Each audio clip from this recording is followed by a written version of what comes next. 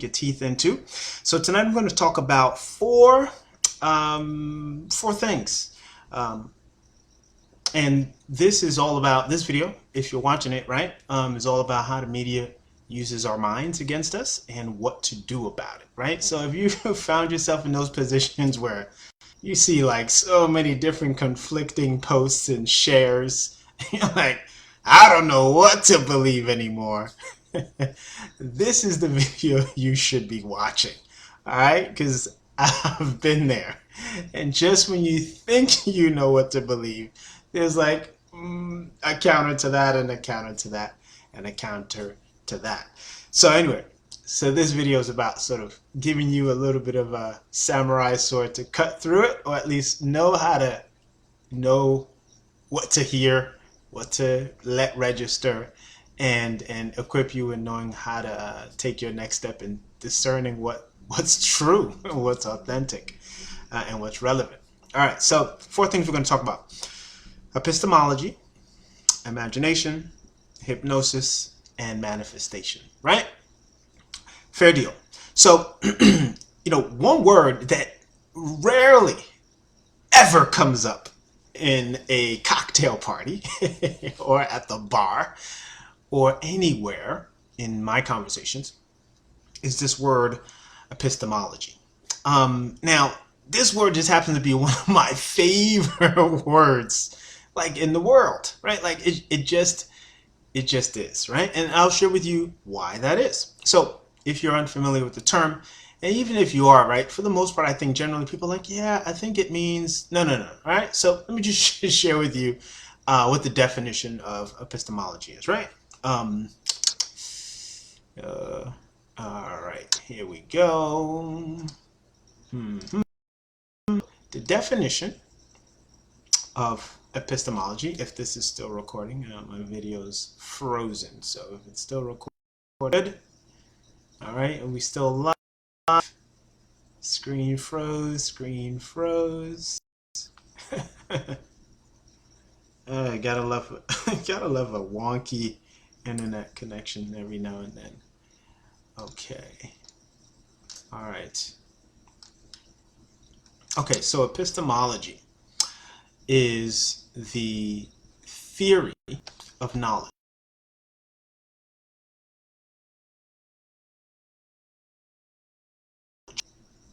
And I'm not sure if this is still recording.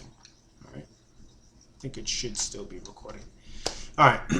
So epistemology, let me use my device down here to do that.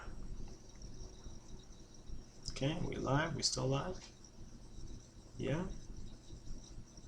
Okay. All right, so I'll give you the summary of it, right? And then I'll post a link for you. So epistemology is the theory of knowledge. Essentially, it comes down to how do we know what we know, right? Enough for it to become a belief, enough for it to become fact, enough for it to become, something that we can make a decision based on, like saying, oh, I know this to be true, therefore I can, take this next step, right? So how do you know what you know is true? Okay, that's the question.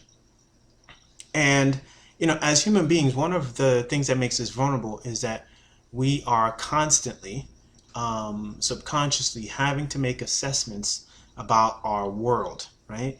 About its safety, about what's possible, can do and can't do. And therefore, we consistently have to be making assumptions about things, right? So someone comes through the door and they say, they're shaking an umbrella. The umbrella's a little bit damp and maybe they got, rain on them, got some moisture on them. And they say, oh man, it's crazy out there, right? Well, if you are planning to take a trip to the store, that registers, right? That says, okay, I assume it's true, right? I see an umbrella, I see water, you get what I'm saying? Like in that moment, you make an assumption, right? Like, well, and besides, why would that person make up that it's crazy out there, so on and so forth, right? But over time, if you know that person has a tendency to exaggerate, you can kind of calibrate your belief. But the bottom line is we are constantly having to make assumptions about the world. And in that illustration that I just used, we have to make those assumptions not all the time based on our own eyewitness. We have to make those assessments of the world based on what the reports of others is, right? So, yep, if I were to look outside the window and it looks like, oh, it's not bad, and then someone comes in, it's like, oh man, you can't believe it. It just started raining. It's like, well, I just looked a moment ago. It didn't look like anything was coming out, and now this person comes in, right? So we're all the time having to make these kinds of assessments. All right, so the reason why I share this is that I want you to remember that you are always in an epistemological frame, right?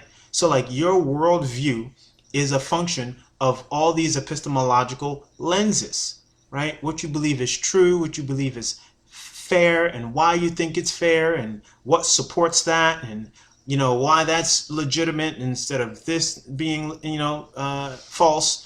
Like all these things, right? You are in an epistemological framework, whether you are aware of it or not. You just always are. Okay. Now, what I want you to consider is that since you're always in that frame, when someone presents information, they are also in their epistemological frame of what they know to be true, or what they believe to be accurate, what they believe to be justifiable, so on and so forth. And so enter the case for the news, right, as we get it today. Now, just to give you some stats, there are 196 million Americans who are over 21, right? So we just say adults, okay? And they get their news from a combination of the television, online, radio, and newspapers, okay? And when they watch it on the news, which is about 112 million Americans who watch their news, who get their news from online, get their news from the television, right? They are looking at something that has a particular frame of how a filter that news is coming from, okay? And so when you're watching it, let's just say this is the filter. Now you got your filter, and now like this is what you gotta, this is what you're looking through. So you're looking at like a filter within a filter. Now, based on what news station you're watching, that news station itself has a filter, right? So there's that filter. There's the filter of the person who wrote the report. There's the filter of the person who gave that person the report that they're reading to you, and there's the filter of the person who may have been an eyewitness at the place that then telephoned that information in, blah blah blah blah. You see what I'm saying? So it is a version of telephone, right? Okay. So at the end, there's you with your frame, and now you've got to discern, or in some cases, just kind of take it at face value that, oh, this is true, right? Or mostly true. And that's the challenge. What I want to say next is, now if you take that intake, right, what you just ingested, based on your own epistemological frame and reality, right, because that does also color your reality, how can you trust what's in your newsfeed, right? Because anyone who posts anything in your timeline or your newsfeed, right, they're posting based on like their frame. So then you've got the lens of you know what I'm saying? You got the lens of the reporter who, typed their report and based on what their sources were, right? And the lens that their source had. So it's like the lens of their source, then there's their lens, compared against the lens of their source. And then they send that report to the, and look, I'm not in journalism. Of course, I presume there's more hands in that. But at the end of the day, it's like layers of layers of layers of layers to deliver information to you, right? And then there's you with your own framework. In the end, you have a decision of whether or not you want to go with it or not, right? Whether you agree with it or not.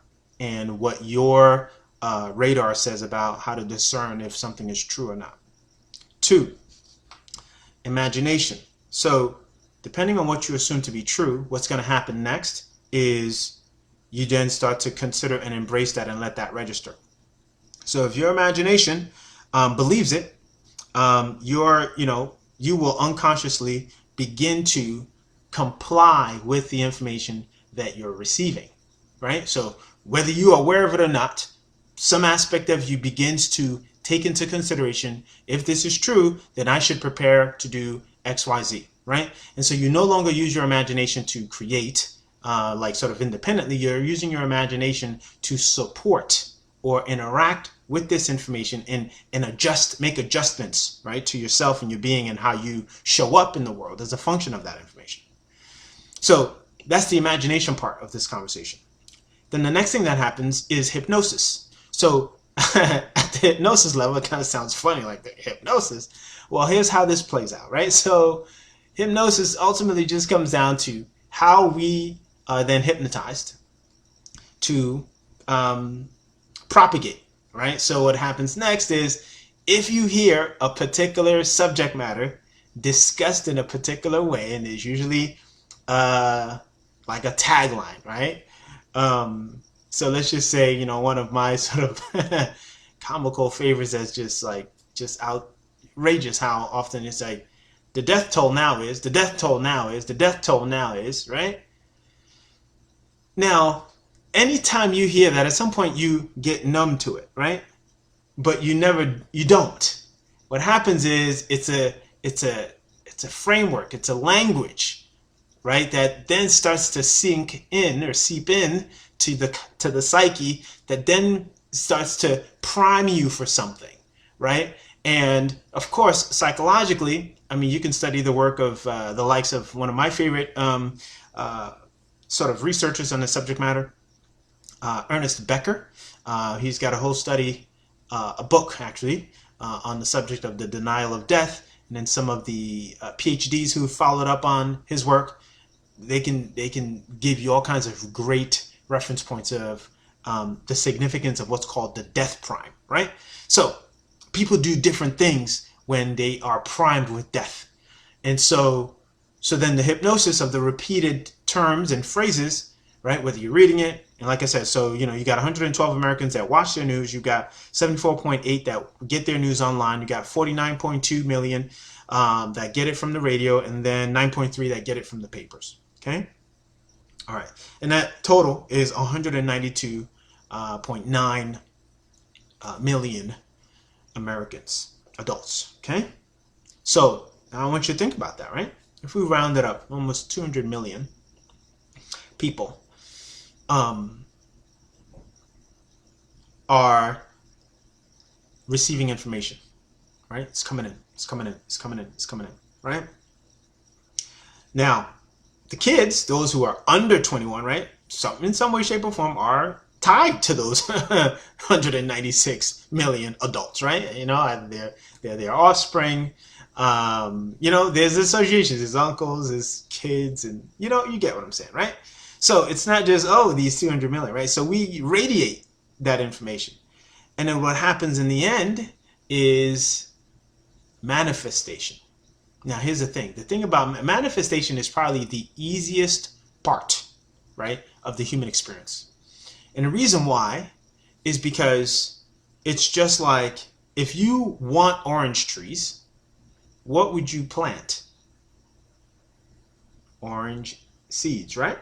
So if you want apple trees, what kind of seeds would you plant? Apple seeds. So if you want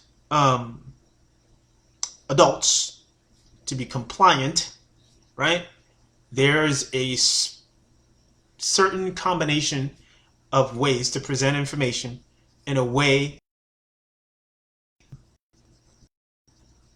There's a way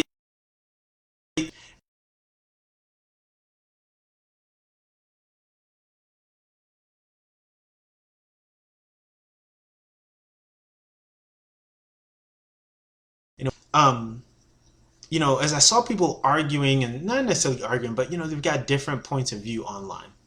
I realized that the news is giving us our talking points. you know, whatever it is that you are countering, engaging in, commenting on, right? It's a function of what's happening out there, right? And we are in some way watching what's happening out there. And then remember the manifestation part that I said was easy, right? Those are the seeds that are planted. And then the fruits of it manifest in the timeline, manifest in what we share, manifest in what we're arguing and debating about. So now it's like, vaccine versus no vaccine, stay at home versus, ending the lockdown, open up America versus not open up America, not yet. It's going to be worse than the Spanish flu. No, it's going to be okay. Let's go to the beach. Right? All these conversations, and it's not that they're not relevant, but they're not original, as in like they're not necessarily, we're not driving the conversation. Right? And so when you're not driving the conversation, but you feel like you are, then it's just as if you are, right? But you're really not. So ultimately, we're getting all this input, and then the manifestation of that is whatever the conversation and the dialogues are. And then we get into debates, and we get into fake news and fake news and da-da-da-da-da, right? Meanwhile, there's other things happening in the background that we're not paying attention to. Like the other day, it just hit me. I'm like, wow. So, I had some clients that they were going to get married, and I was like, wow, whatever happened to that situation, right? Like, what do they do? Are they going to get married? Are they not going to get married? I started to think about concerts, and whether you're going to a orchestra concert or you're going to a rock concert. You want to go and have a picnic out at the park. Like, I just started to have this reality check, like how these things that we just sort of, it's not that we took them for granted, because I think people just, we overuse that term. It's not that we take for granted. I think, contrary to how isolated I think we think we'd become as a society, I think we're far more intimate and far more appreciative of the presence of human beings around us than we maybe gave ourselves credit for, right?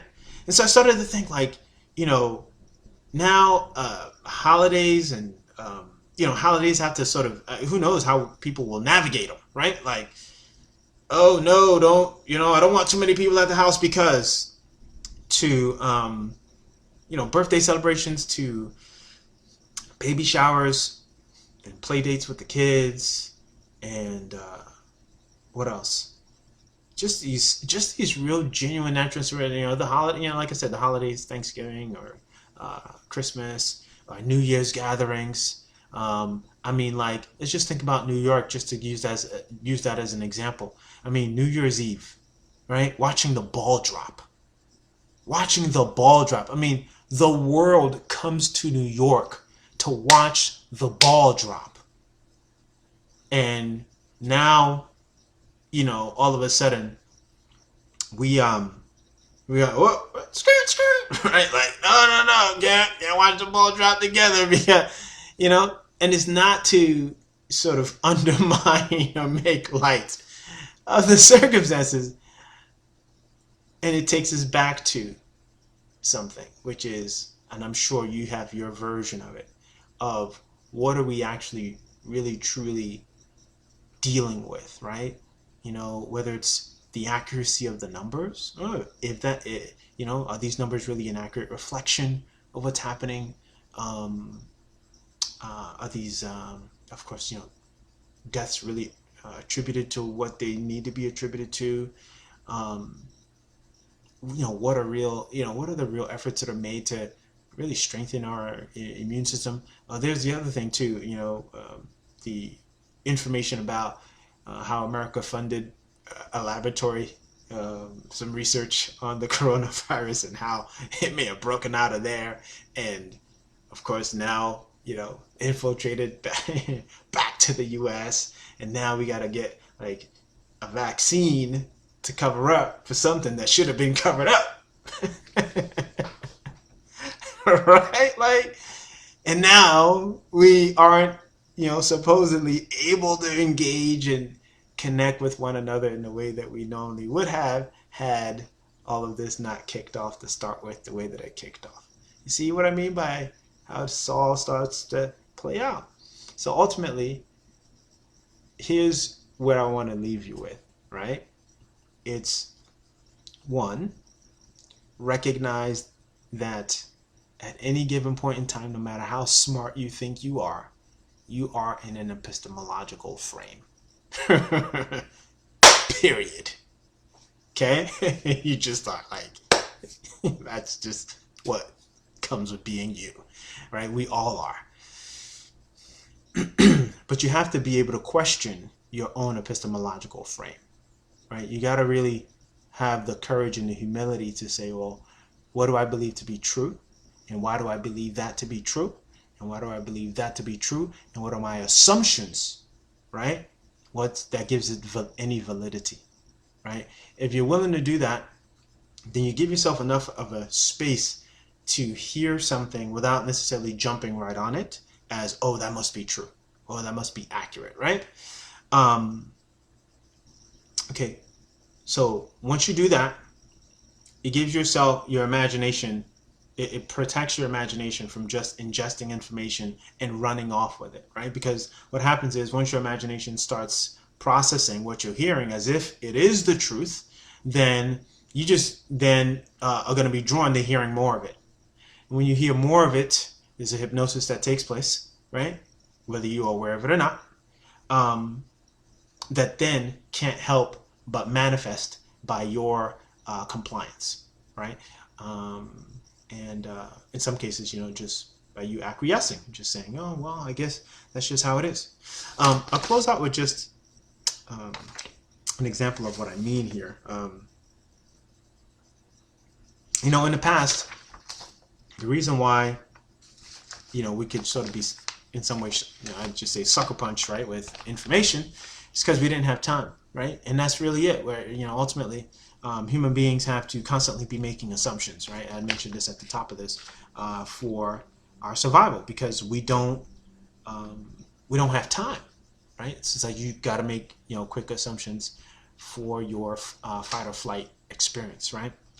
And so we are constantly having to just really rely on sort of like the behavior of other people. So like if somebody's in a theater and they shout fire, well, you take action. Or if nobody says anything and everyone starts stampeding to a particular exit, there's this part of you that's like, well, if they're running, it looks like they're running to safety, therefore I'm going to do the same, right? So we're constantly having to make those kind of assumptions about our world and about our environment, which makes us vulnerable. But now in this, depending on how extensive the lockdown is for you, you have an opportunity to really start to redefine what your epistemological framework is going to be. I know I've done some crazy work over the past 2-3 weeks, 4 maybe, looking behind the curtain and the matrix of this whole realm. And it's really been eye-opening, to be, to really say the least, and that's not even fair, just put it that way, but it's beyond eye-opening. It's, kind of heart and soul and mind and body and spirit opening. And I invite you to do the same, right? Don't just dismiss things. Don't jump on the bandwagon of, oh, that's a conspiracy. Most people couldn't even define conspiracy. Conspiracy is not just some deluded person making something up. Conspiracy is just a plan to do harm. Hello? That's one definition of it. A plan to do harm. Okay? So, there's conspiracies, period, through entities and authorities and groups and communities, right? So it's not just a matter of, oh, somebody's making some stuff up. No, as a professional in the different fields that I've worked in, I've seen policies and practices that were conspiracies, as in it was something that was in place that did harm, right? When and it wasn't checked. It wasn't something that someone looked into and said, this is bad, right? And or if they did, they were like, we'll let someone else take care of it. So look, don't do that to yourself. be open and study things, right? Like genuinely use your own epistemological senses. Again, asking those questions. Why is this true? How is this true? And why do I think it's true? You get what I'm saying? You do that kind of work, I promise you, your whole mind will get blown. So I'm partly some of the Americans that sometimes gets their paper or reads 39.3 million Americans, right? That's about 20%, I think. Adults. Yes. Okay. So here's like an example, right, of something. So, this is an old article earlier this month from the Wall Street Journal. The headline is U.S. jobless claims hits 6.6 million. Okay. So if I'm interested, if I'm like, oh man, how bad is it out there, right? I go to that article. U.S. jobless claims hit 6.6 million. Okay, well, if I'm concerned about my own work and what I need to do, I would look into that, right? Okay. And of course, it's got a table, it's got charts. But I want to read like a section in here. And it says, a record 6.6 million Americans applied for unemployment benefits last week.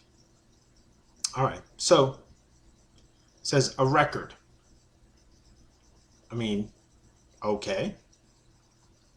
That's a little bit startling. Okay, so energetically, I'm like, oh, a record. Oh, this is the highest it's ever been. Right? So notice, it's the highest it's ever been. And if you're unemployed, you're like, oh man, I'm part of this 6.6 million, and whatever your assumptions are about that. Right? 6.6, a record, 6.6 million Americans applied for unemployment benefits last week as the new coronavirus struck, listen to that word, struck the U.S. economy and sent a recently booming labor market into free fall as confirmed cases topped 1 million worldwide. Right? So I won't even get into the rest of this. So I'm going to presume this 6.6 million is coming from somewhere, right? Right. So this is what I'm talking about. All right. So a record 6.6 million, according to probably, let's say, the U.S. Department of Labor, right? Okay.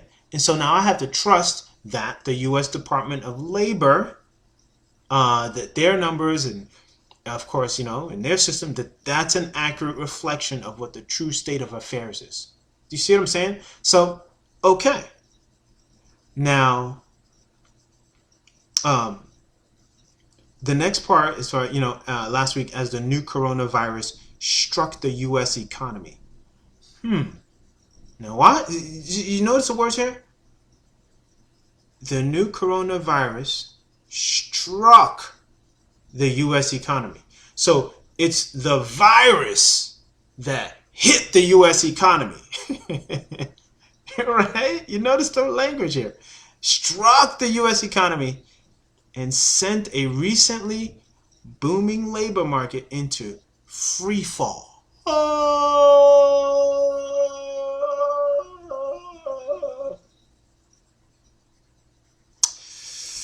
As confirmed cases topped 1 million worldwide, right? Now, confirmed cases according to who? Oh, maybe the WHO, right? The World Health Organization. Right? Okay, well, is it the WHO that's confirming the cases? Where, what's the source of the data? Have you seen what I'm saying? So, I just paused to just break down one paragraph, right, of an article that, like, genuinely, I personally can't verify. So what do I have to do? Assume that this is kind of true. Now, I don't know if this is absolutely what the case is, but this is what we do every day, right? You hear a number, you hear a situation, you can't verify it. Not that you can't, but again, in the interest of time, it's like, well, All right, well, let me go to the Department of Labor. Oh, okay, it says there. Maybe the Department of Labor has like, 6.2. All right, and then in this paper is 6.6. Okay, all right, ballpark. Right, but this other part about the coronavirus struck the U.S. economy. Struck! Oh my gosh! It struck it! Right? And, but, right in there, I mean, there's no conversation about, well, is it the virus that struck the economy? Or the request or the mandates of stay-at-home orders, right? Which, it doesn't have to be a virus. Next time, it could be a straight-up alien invasion. A meteor's coming. Stay, right? So, it'll be meteor strikes the economy. I mean, you get what I'm saying? I know it sounds insane, but again, if you don't question your own epistemological frame, right, you can't have a sense of humor about this, right? You can be like, No, like, look, is it a human being that publishes this? Yes, a human being that publishes this, right? Human beings, right? Human beings with points of views and different ways that they interpret what's happening in the world and doing, in some cases, their best to share that interpretation with you, right? And in some cases, supposedly be neutral about it, right? Anyway, this is laden, right, with some perspective. And that's my point. Now, if you're someone who's unemployed and you're shook, yeah, this is kind of a little bit of a, oh man, honey, you won't believe this. 6.6 million. Man, the U.S. economy got struck. And the labor market's in free fall right now. We're screwed. We're done. Now, you read that, and you go, you see the news feed in your phone, and you see somebody share it on the timeline. Then you see it on the news. Then your friend says, hey, man, did you read that article? I was just reading the article, man. 6.6 million people. Man, this corona is really... And now it becomes your new belief. Right? Now you have no sort of volition to say, all right, well, true or not true, what am I going to do about my sort of work path, right? My value creation and contribution in exchange for resources and income. Right? I mean, I know it sounds kind of simple and simplified, but that's what's happening at the most elemental level, right? So this is key, guys. I'm good. I'm done for now. Those are the things I wanted to cover. So, I subscribed to this thinking, I'll get some nuggets. But I do get nuggets. It gives me an understanding of how the world is viewing itself and how I need to interact with that world, right? So don't get me wrong. I mean, there's relevance to this. But you just have to be mindful about how you process it. All right? So, all right, guys. I think that's it. That covers it. We are good to go. For deeper discourse in the conversation, you can head over to there's a Facebook group available for intelligent, sort of driven discourse about these matters, right? These conversations. That makes a difference. It just makes a difference. I enjoy and appreciate those who have other perspectives and have references to back it up, right? And are willing to question their own assumptions about what they believe to be true. And so, of course, there's also content to be shared that's coming that I'd like to put forth so that you can also decide for yourself on matters that are relevant to what's happening right now. All right. Okay, guys. Thank you. If this made a difference, leave a comment. Put a thumbs up, put a heart, put something. Let me know you're watching and this is contributing to your journey and your path. All right, guys. Appreciate you and have a good one. I'll see you guys soon.